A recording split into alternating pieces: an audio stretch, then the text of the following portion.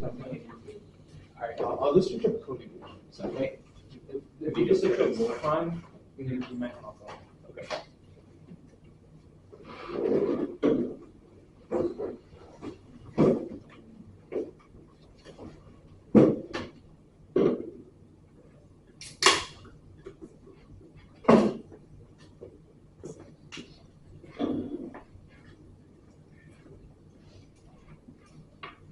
I mean, Wordpress has a YouTube channel. It doesn't have only the different.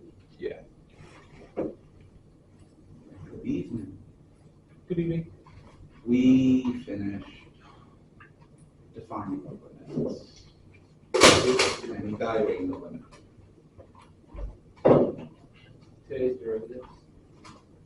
I don't know what your poor calculator ever did to you. That's the second time you dropped it. My poor calculator. Second time in one day. The desk. Yeah, these decks are garbage. So we move on to looking at the derivative. But as we're going to see, the derivative is just a limit. Oh, and by the way, the integral is also just a limit. In fact, just about everything we study in calculus is just a limit. So you get to waste a year and a half of doing one thing, the limit. It's a beautiful thing. Actually, series and Calc 2 are limits, so all of Calc 1 and Calc 2 is basically just limits. Calc 3, I think you do it a little bit, that's not a limit. Just a limit.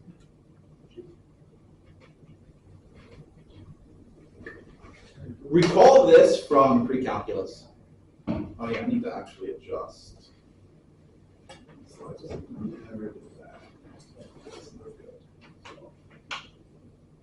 So let's quickly adjust.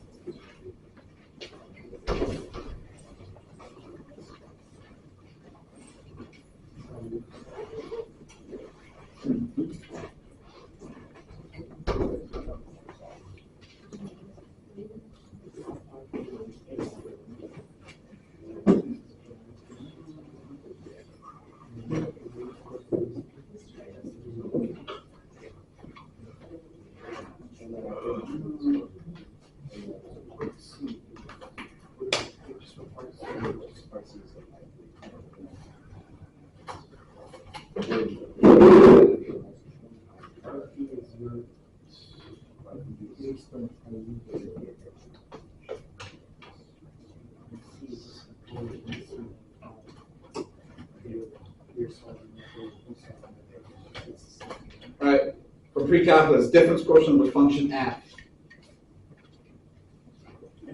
F of x minus f of a over x minus a. Or in another form, at the point A, f of a plus h minus f of a over h, where h is an incremental change. This was studied in pre-calc. You should have spent some time calculating difference quotients and see how annoying that is algebraically.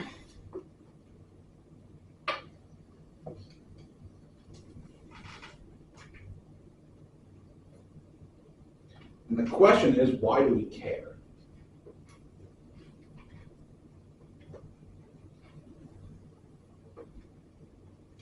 F of x minus f of a over x minus a has another name other than difference quotient. Replace x with b. F of b minus f of a over b minus a. That's just a slope. That's a slope. More specifically,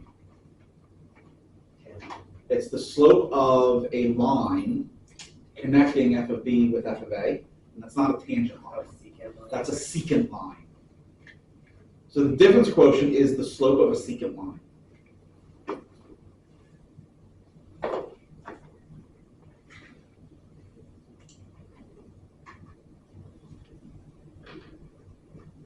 Right, so both forms.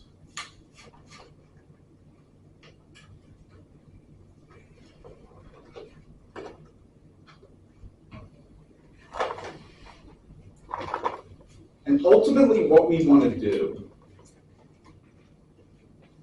I have no idea why it doesn't show me the next slide anymore. That is so ugly.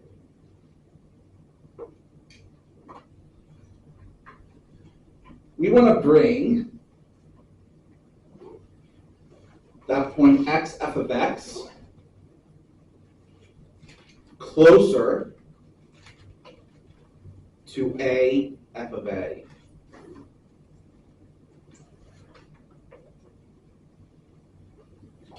And so ultimately, we wind up with just a line that goes through that point A, f of A. That line is called a tangent line. And our goal is, what's the slope of that line? Well, notice what's happening. We keep sliding our point closer, closer, closer, and closer, so on and so forth. And as you notice, your lines will start to approach that tangent line. But isn't that what a limit does?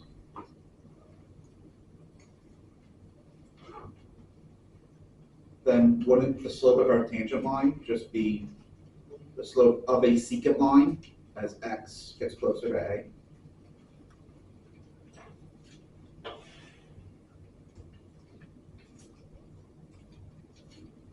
That's your slope of the tangent. You just find the slope of a secant line between 2 points, x and a. Now take that limit as x approaches a. That's your slope of the tangent line at the point A. And again, two forms depending if you use on which one you use. Whether you use x and a or a and increment change.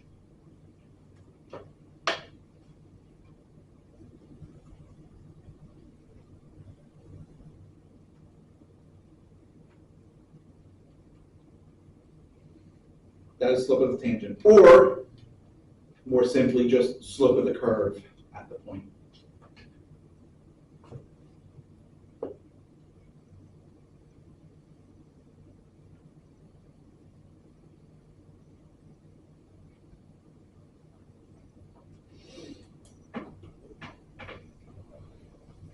And again, two different forms.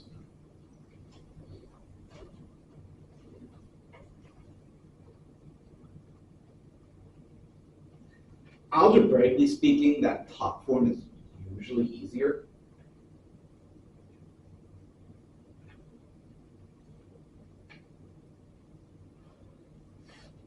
However, that bottom form is going to be mandatory next class.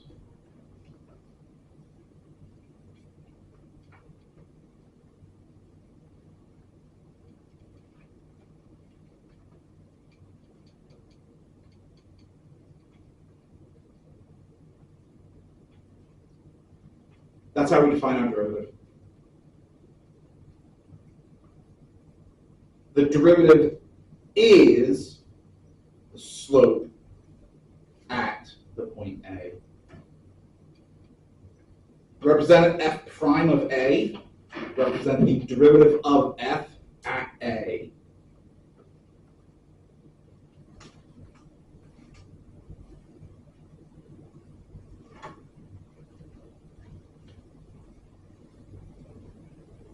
And alternatively, you have the incremental form.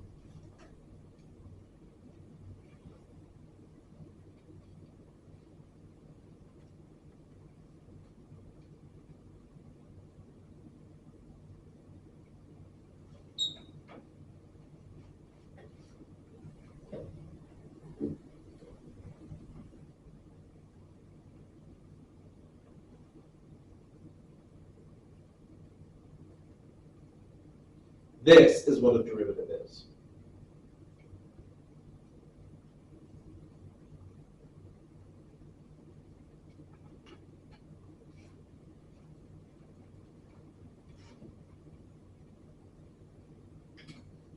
If you go back to, I think that's it, right?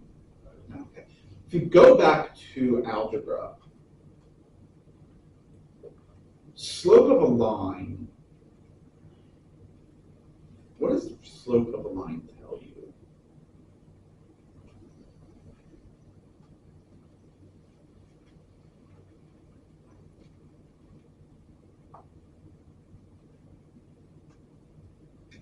Each of our machine. That's how it's defined. But what does that tell you? How it's, what angle it's on the graph. How your y values change with respect to x. Right? If we go back to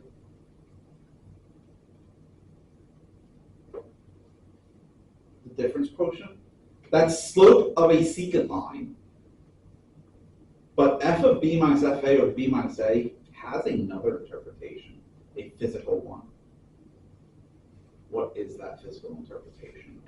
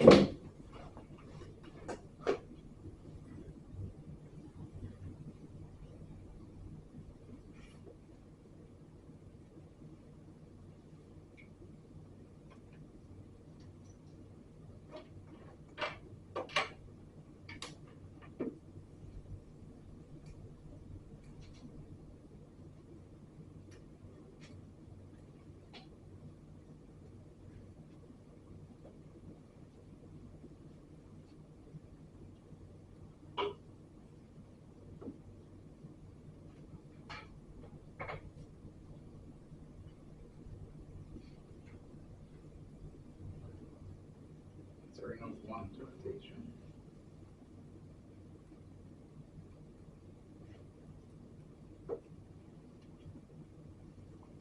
That would be its geometric interpretation.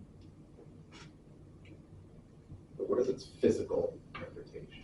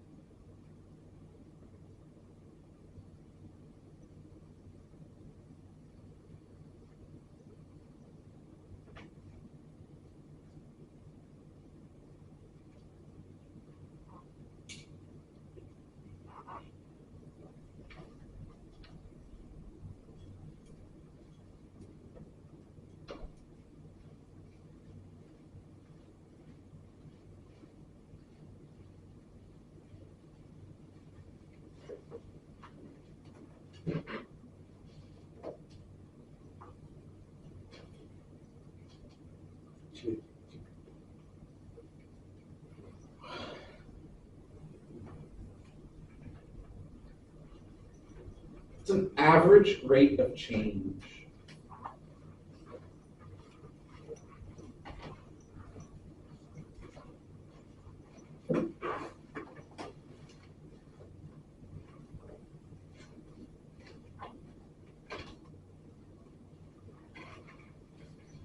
Let's say you go on a road trip. I'll keep it simple.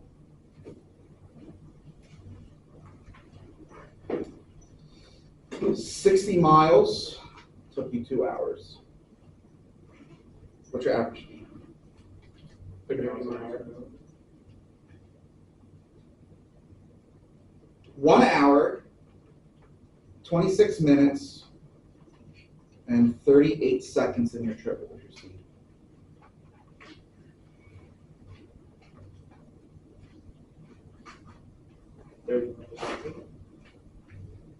Could be. Don't know. 30 miles per hour is just your average. That tells you nothing at a specific point in time.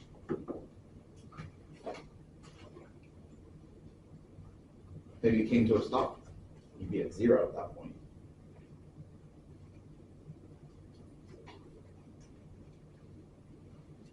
Okay. Test it when you're driving. How often do you stay at the same speed the entire trip?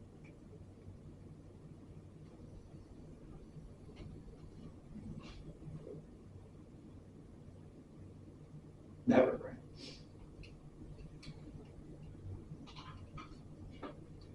But the derivative gives us a way of calculating this.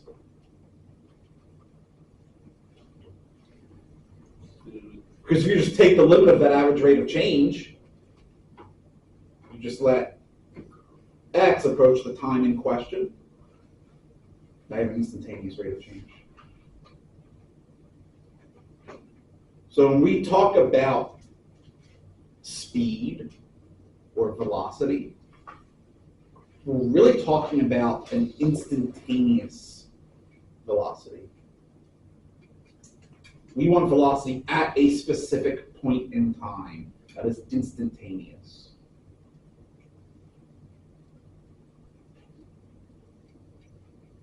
So the derivative has two interpretations. It's geometric interpretation, slope of the curve at a point, or slope of a line tangent to the curve at the point, and also the physical interpretation, an instantaneous rate of change.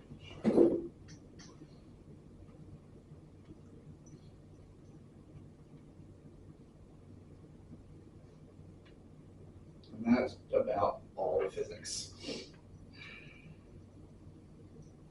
The vast majority of physics is about rates of change. At least kinematics.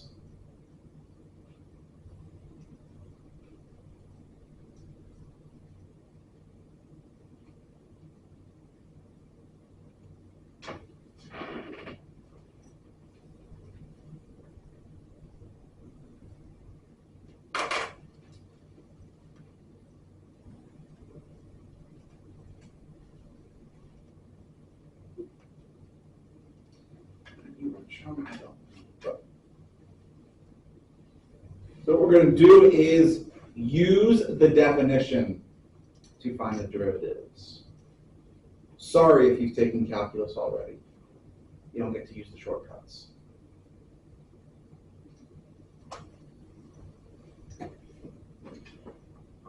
We'll go over those later. And those will actually now be derived using the definition.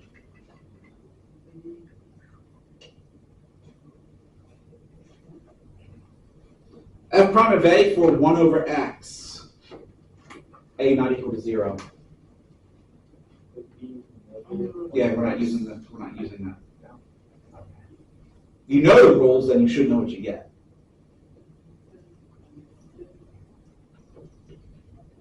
And by the way, doing all this the next 2 days is going to make you appreciate those shortcuts even more. Remember what we want.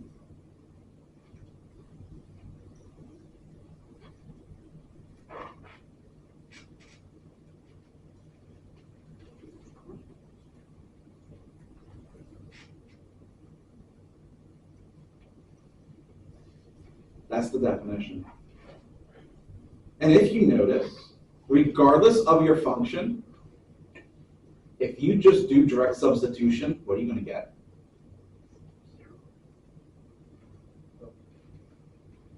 It's not 0. You'll always get 0 over 0. Which means you're always going to have to algebraically simplify first.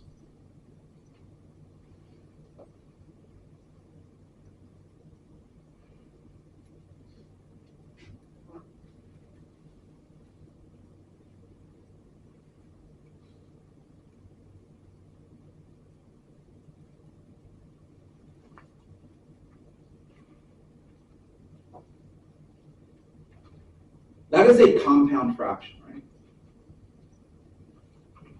The easiest way to do it is to look at all the terms and find the LCD? You have four terms, 1 over x, 1 over a, x, and a. What is the LCD?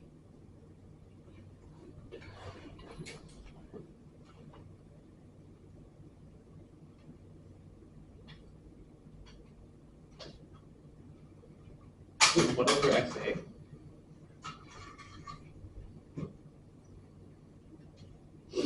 So I'm just looking for the LCD, which should not be a fraction. Oh, It's just XA. oh, okay. Multiply numerator and denominator by XA. 1 over x will just become a, right? 1 over a just becomes x.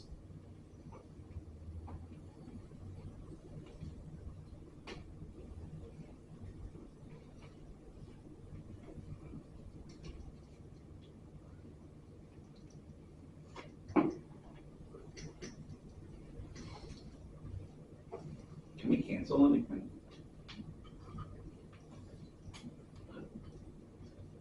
Negative x and x, and negative a over. You can't cancel cross addition and subtraction.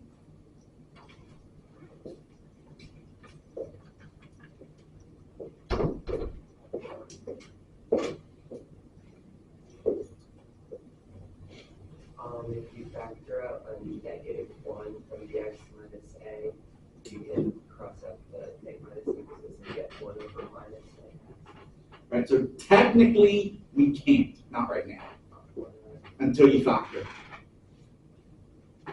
which is what you were saying. Okay. So as it's written, there's no common factor, but we can force a common factor.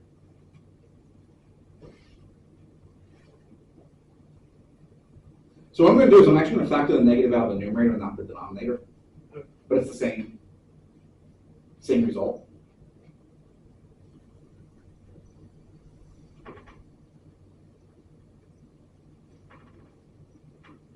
Now I have the common factor of x minus a.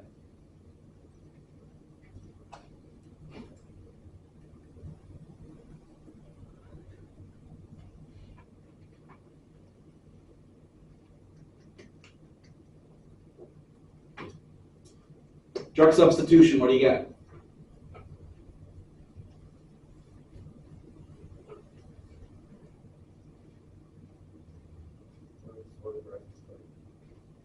You said it was minus 1 over what? Over a squared. There's that prime of a. Negative 1 over a squared.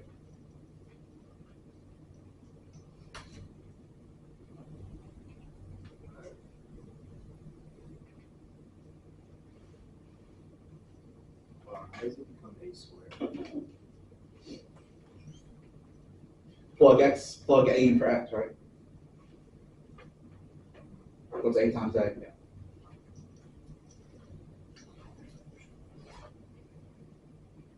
have one question. Where did you get the ax from in the second part? LCD. Okay. Least common denominator of all four terms. All right.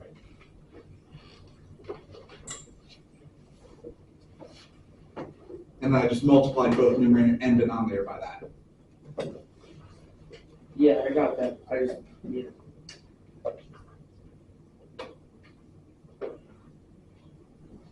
Square root of x.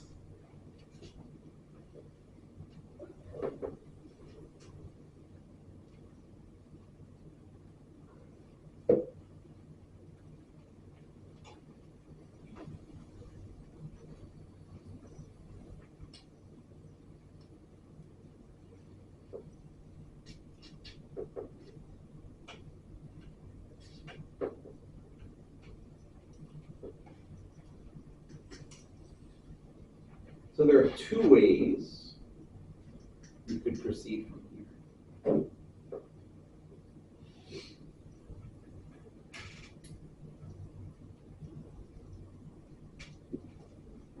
Did you do conjugate functions? Conjugate, which would be what? That'd be square root of x plus square root of x. You multiply both numerator and denominator by that, right? Shoulder clapper.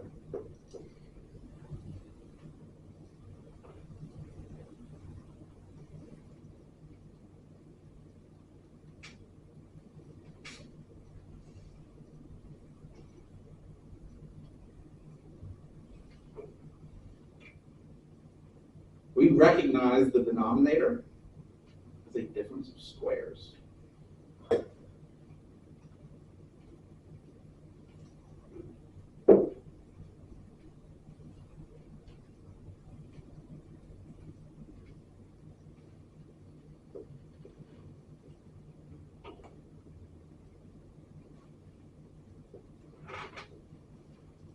Now we have something that cancels.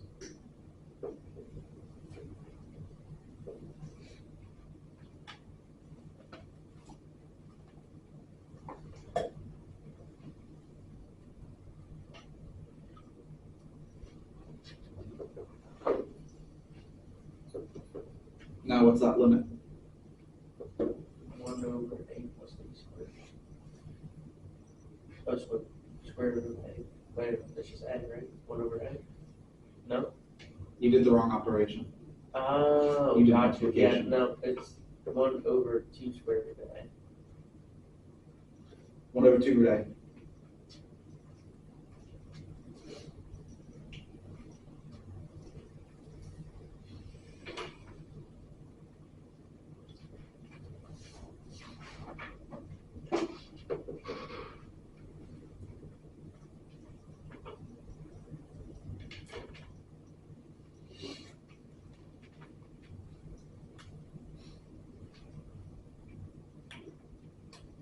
Is that the same as 1 half square root a to the power of negative 1 half? Or is that completely different? Square root of 8 to the negative 1/2 is a times 4. Like the derivative of that problem would have been 1/2 square root of x, or 1/2 x to the power of negative 1/2. That would be the answer, right? That's just a, Same thing. it's the same thing. We're just not using negative exponents because you don't know power rule yet.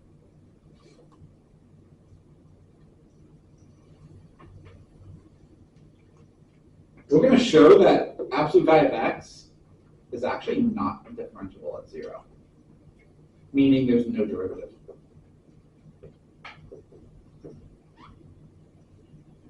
Start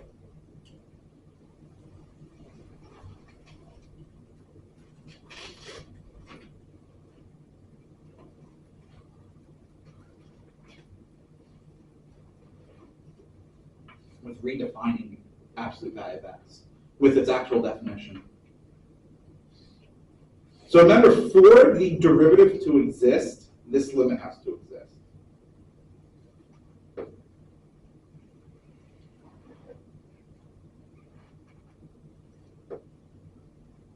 Which is the same as this limit.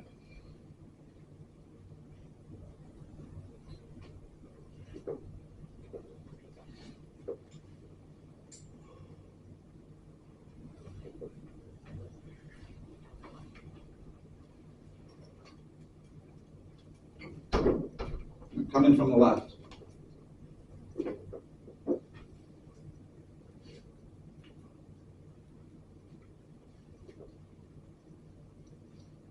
Absolute value of x becomes what?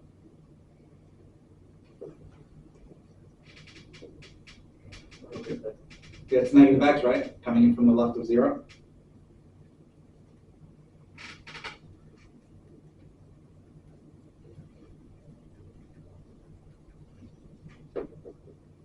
That limit's negative 1.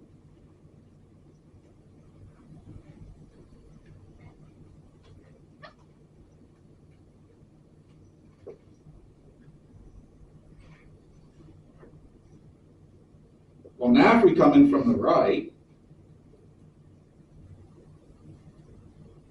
what's absolute value of x? 1. I think you skipped ahead. Absolute value of x is what? Positive x. Just positive x.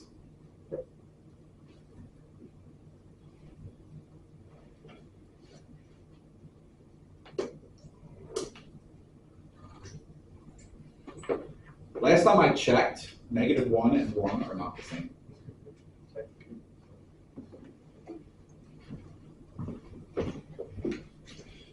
Your one-sided limits are not the same, which means your limit does not exist.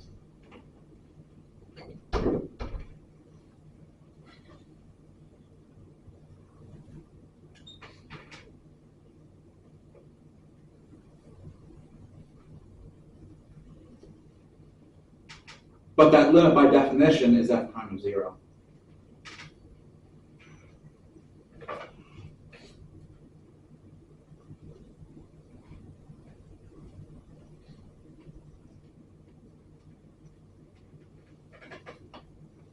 So f prime of 0 does not exist.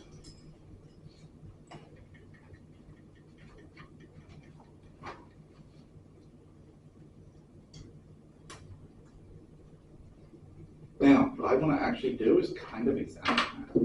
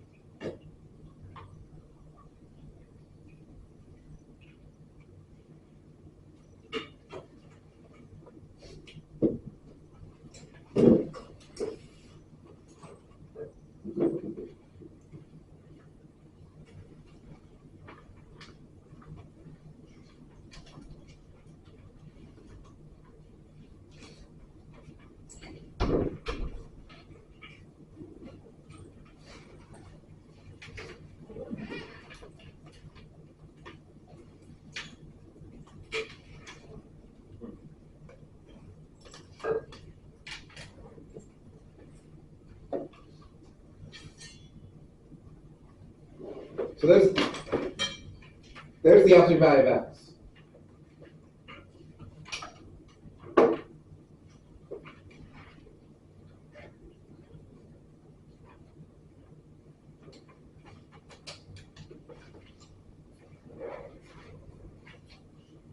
That's 0. Do you know what the technical term for that is? A what? The origin? Okay, well, that point is the origin, but I'm talking about how it meets. Vertex. This vertex has a specific name. Do you squeeze in something? Because I can also do this.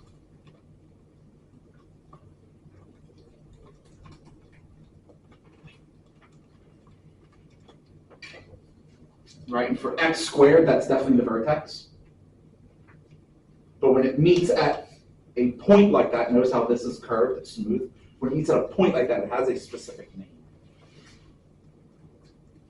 It's called a cusp. Or a corner. Well, would you agree that x squared is differentiable at 0? Has a tangent line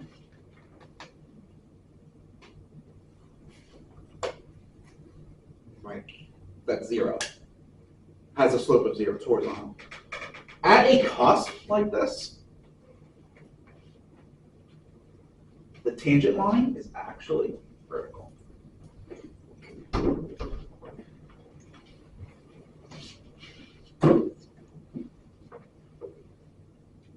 Which is infinite slope. Hence why it doesn't exist. By the way,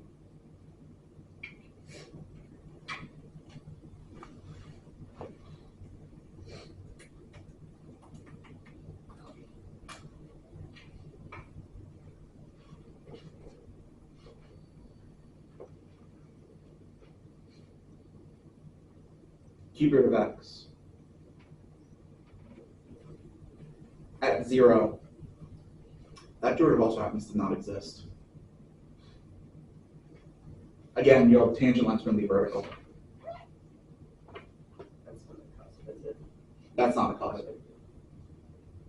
Cusp only occurs at vertices. It's a special type of vertex. Okay, is there like a definition for it just fives? There is a definition. I believe it's the one-sided limits exist but are not equal.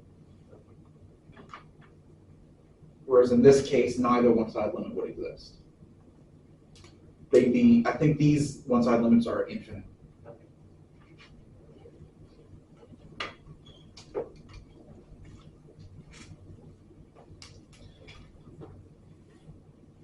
But again, if we compare this, just compare this to x cubed.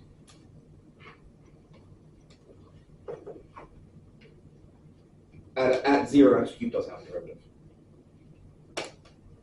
Right? That's actually a cool shape.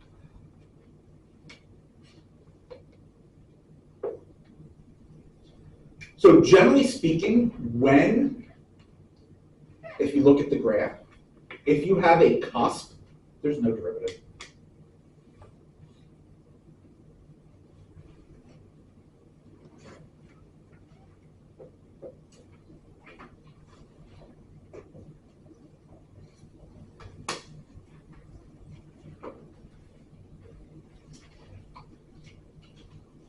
Equation of a tangent line. Okay, this is going to require some review again.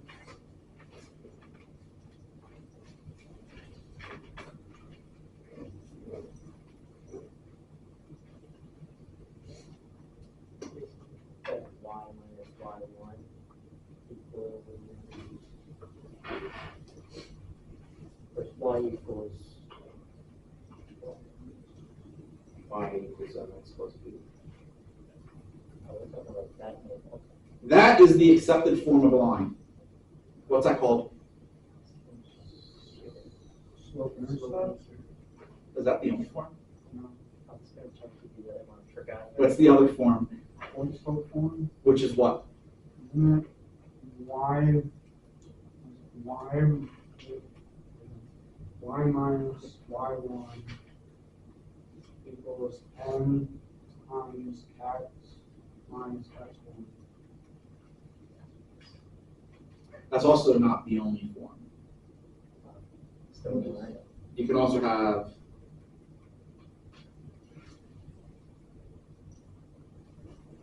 ax plus by equals c, just a standard linear equation. These are the two forms I'm most concerned with. Whenever you're asked for an equation of a line, you want to write it in slope-intercept form. But how you get there doesn't matter. So I'm going to use point slope form to get to my line. And I'm going to do a little bit of a derivation, just so we don't have to come back and do that every bloody time, because it is annoying.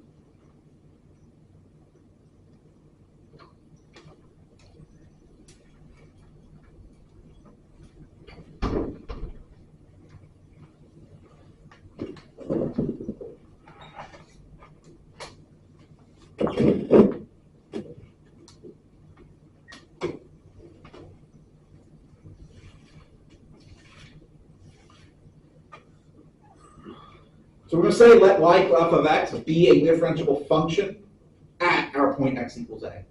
Right? The idea is we want to find the tangent line to f at a.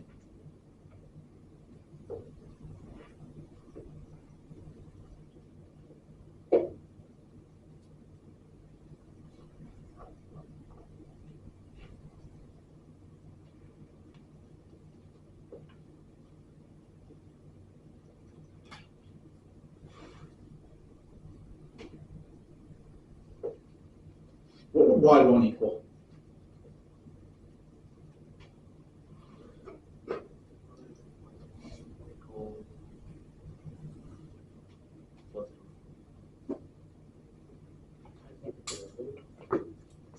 Is that fine?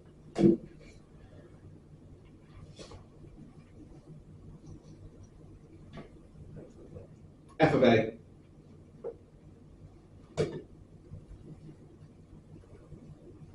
X1 is a.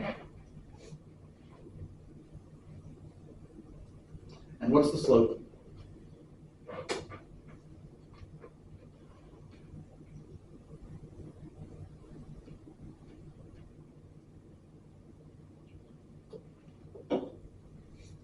What's the slope of a tangent? Is that F prime F prime of what? A?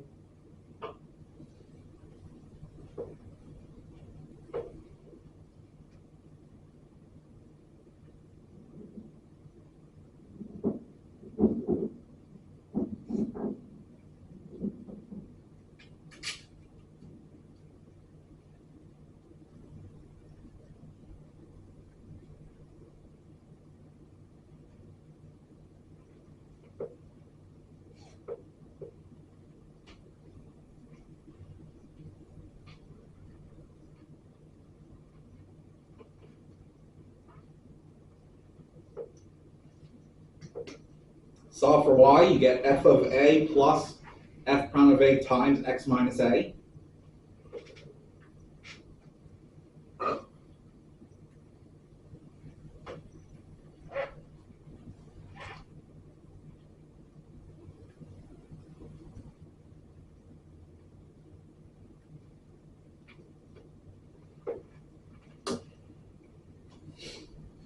Or f prime of a times x plus f of a minus a times f prime of a. Notice here,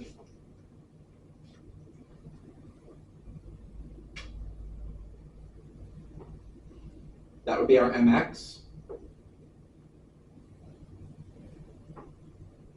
That whole thing's big.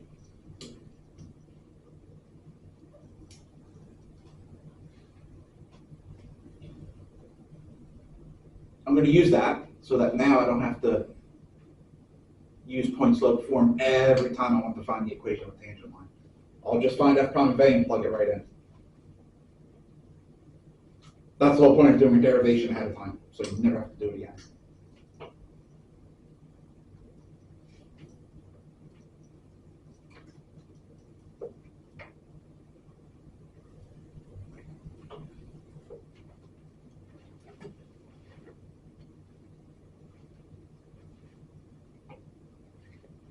You want f prime of 3 here.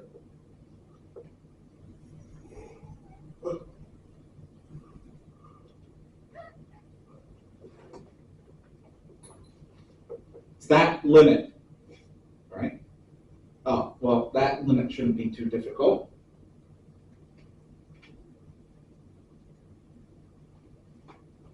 You should quickly be able to see it's going to give you that, right? What's that limit? 6.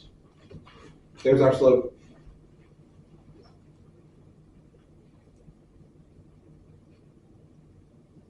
Six x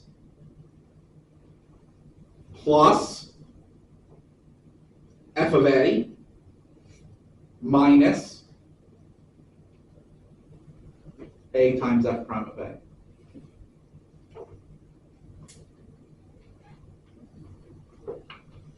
Six x minus 9.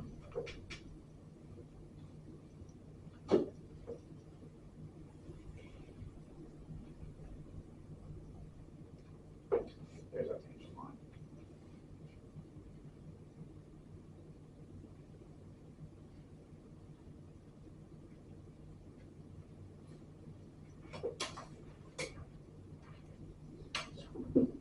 Can you go backwards? Well, the other side that you were writing on, with the F prime and stuff. Yeah, thank you.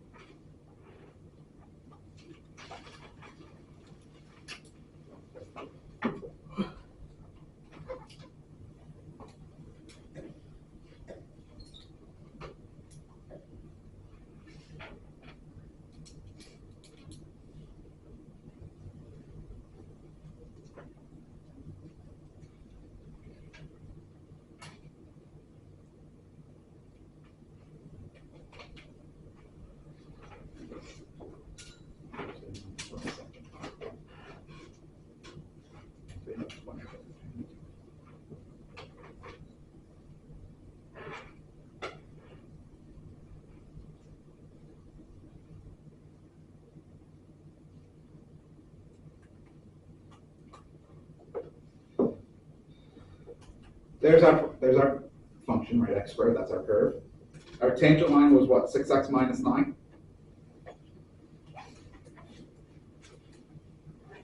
Let's say x is going to go from minus 5 to 5. Now, I'm going to adjust the style.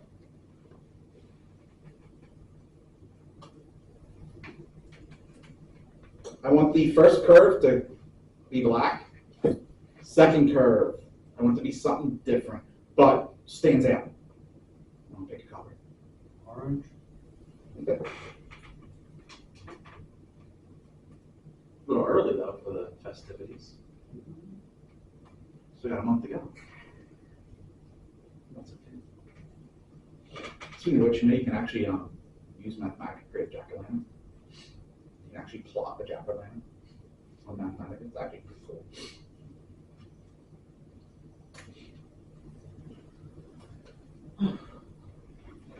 Now, here's the problem. I don't like that range. Where if you notice, it's stretched out along the vertical axis, which just doesn't look right.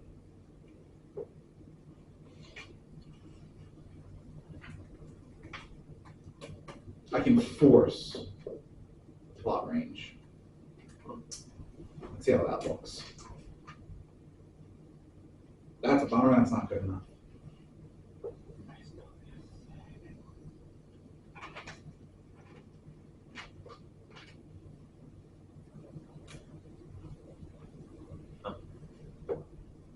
That's still kind of squished though. Go 15 to 15.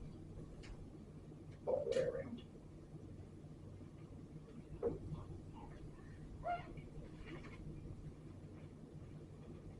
That would be a curve with the tangent line. And if we wanted to, since our graph actually never goes below the x-axis, I can also just say plot range starts at 0. Oh, no, not 0, 5, just 0. I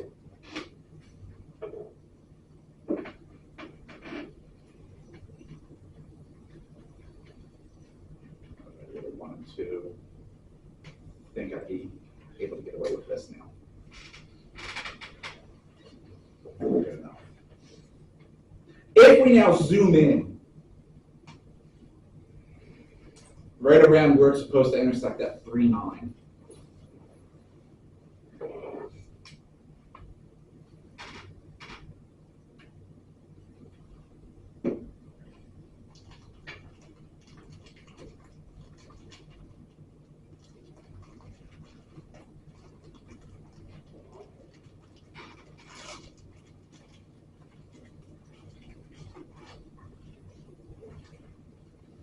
Why not showing the other curve?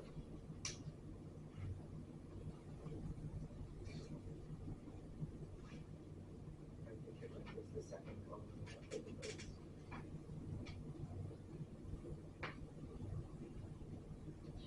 Still be giving me, let me do it this way.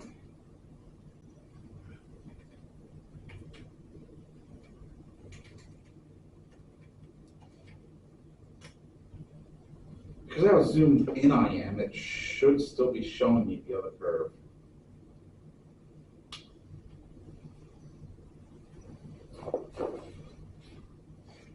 Oh, no, it won't. No, it won't. That's right.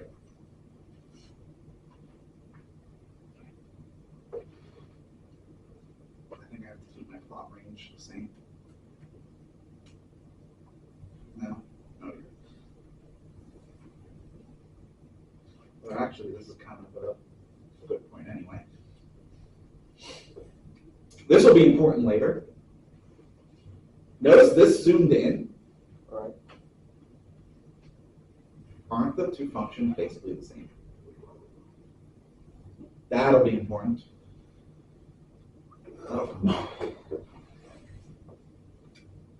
But if you zoom in enough to the original graph to still keep them distinguished, you will see that it just touches at that one point.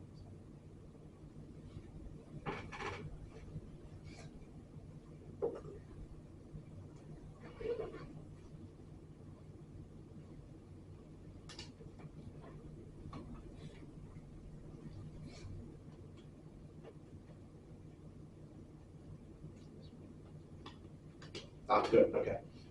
Object's position is given by S of t equals 3t squared minus 12t plus 5, being measured in meters.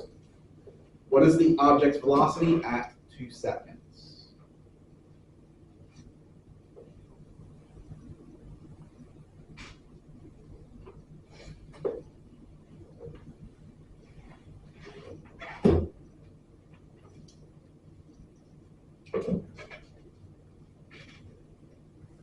It's going to be the derivative of position. Because velocity itself is a change in position with respect to time. Right, so delta S over delta T. So we want to take the average velocities for over 2 plus h. Right, or we could do 2 plus h to 2, where h would be negative in that case. 2 to 2 plus h for positive h. And I want to keep shrinking that interval. So we're going to keep making the increment smaller and smaller and smaller, which is a limit as h goes to 0. That's ultimately what this is. So this is the limit as t approaches 0. S of t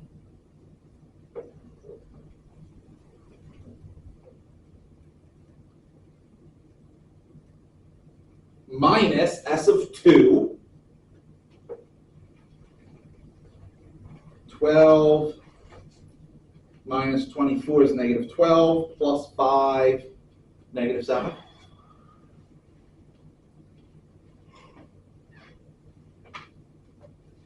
All over t minus 2. 25/7. S of 2. Plug 2 in to t for s. That should give you negative 7. Yeah.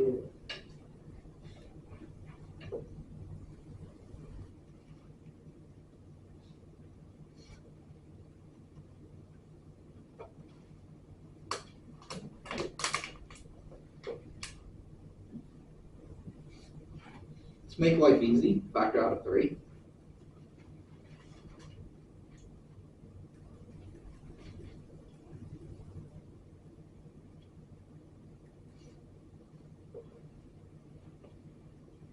T squared minus 4t plus 4.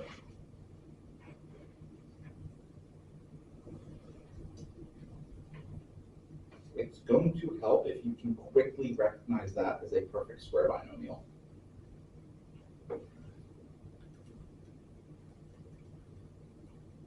Being able to recognize perfect square binomials is going to really help.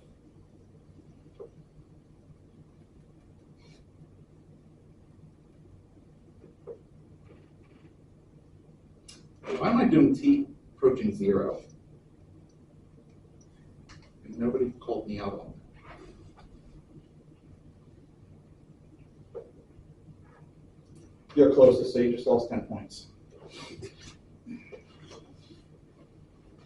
I'm not catching that mistake. I take another 10 points away for not recognizing what I'm talking about.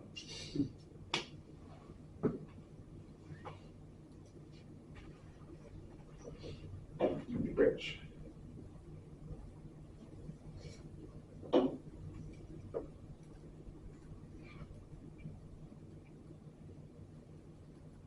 What's that limit? 0. 0 what? 0 times 3. Oh, 0 seconds. Not seconds in this case. Oh, meters. Not meters. Meters per second. Meters per second.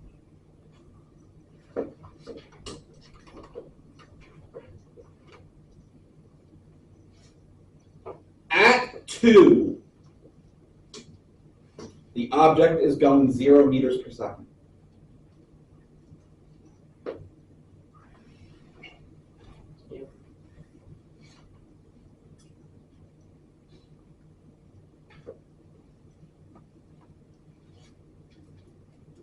This does, of course, mean that at 2 seconds, at that exact instant, your object is not moving.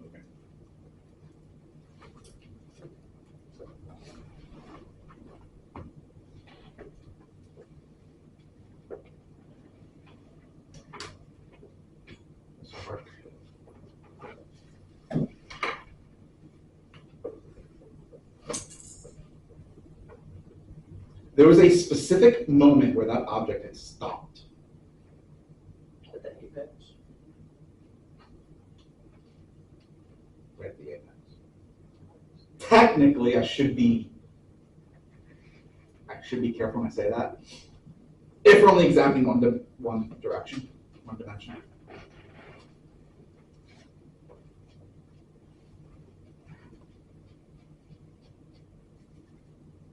So that's kind of what that signifies. Or it could also be when it hit the ground, right? Because now it's not moving when it hit the ground. But I highly doubt that.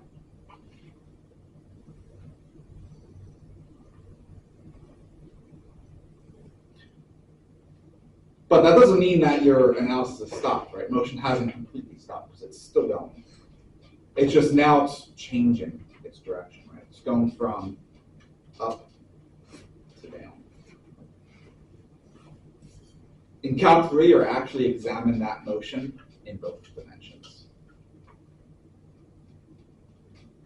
The horizontal and the vertical. Right, this just examine the vertical.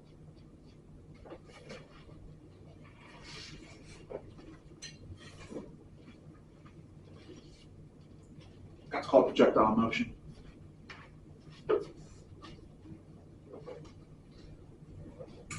Of course, you'll just be examining it under a very special condition where air resistance is negligible.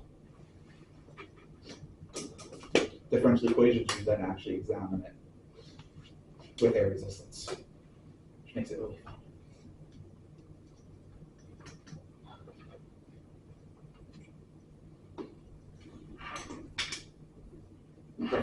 So that's that.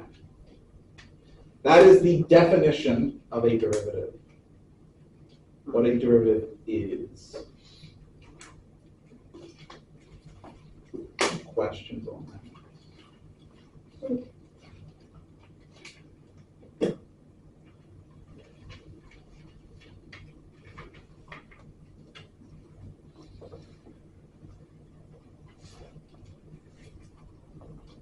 Oh, that way. Oh, wait. On Blackboard, it says those are due on the 5th of this month, and it says overdue for mine. For what?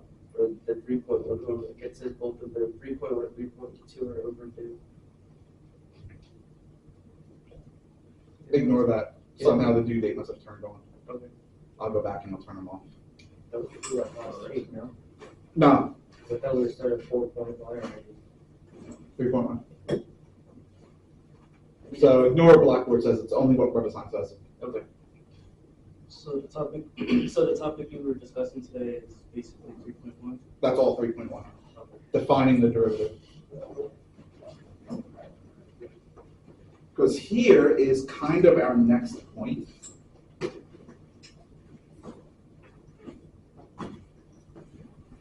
That definition is wonderful in telling us what a derivative is. And actually understanding what a derivative really is telling you.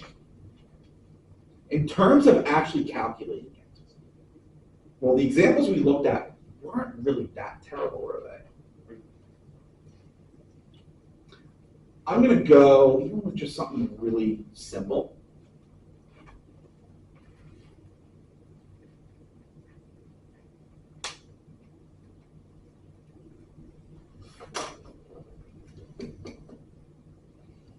Actually, even next to 100th isn't that bad at 3. Let's do something.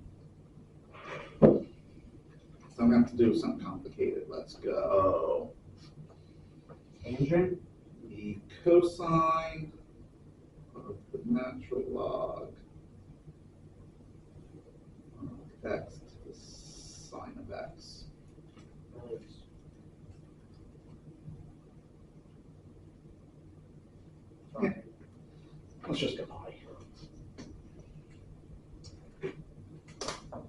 Use the limit definition to find out derivative.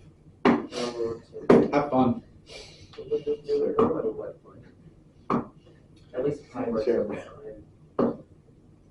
Yeah, but actually taking the limit using the limit definition.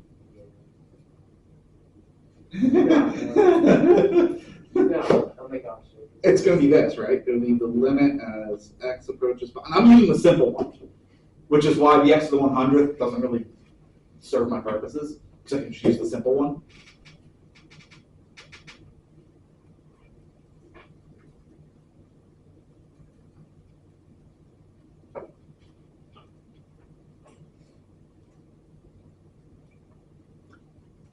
Sin of pi is 0, x to the 0 is 1, log of 1 is 0. I like it.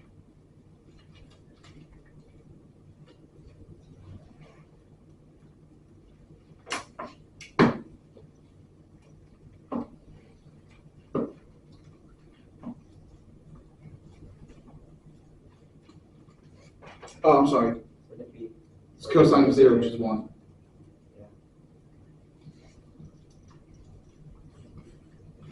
So I've got my cosine. All over x minus pi. Let me evaluate that limit.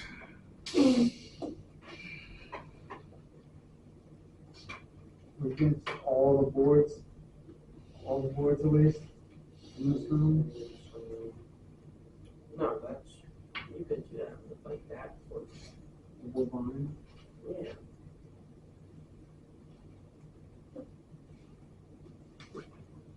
That just gets a giant middle finger. I want to see, well, next time on Thursday, on Thursday, I want to see that equation somewhere. Come on. Nope. This is why Euler invented mathematics.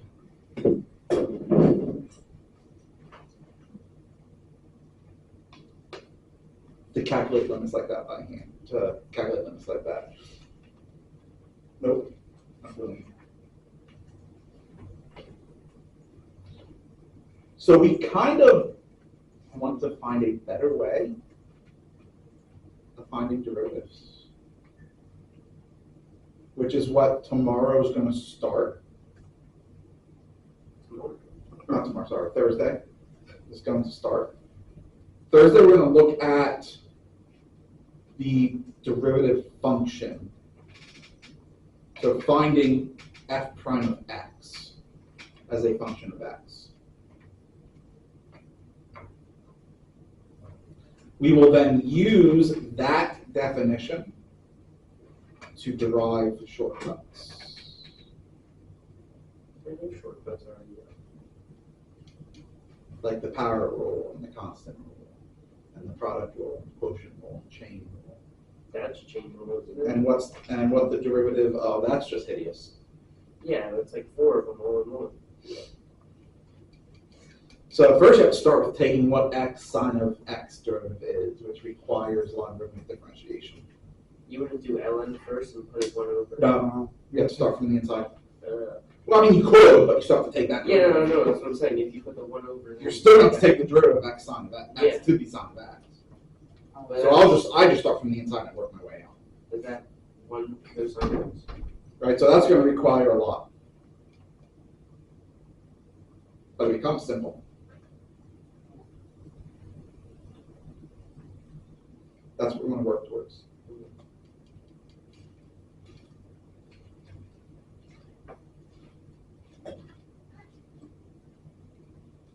So don't forget that first test is due on Thursday.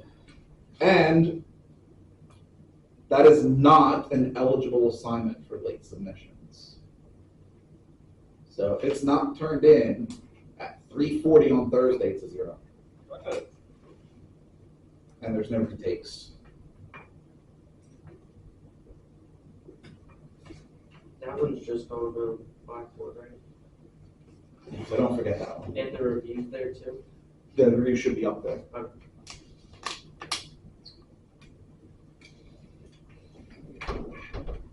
The next group assignment, I think, goes up next week.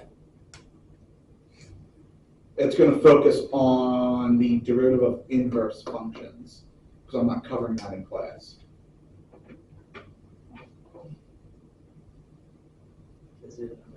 assignment? No, it's a group assignment. No, that's what I'm saying, like, is it, hey, I'll do, okay. I think I wrote the other AI assignment too. That doesn't come till a few more weeks.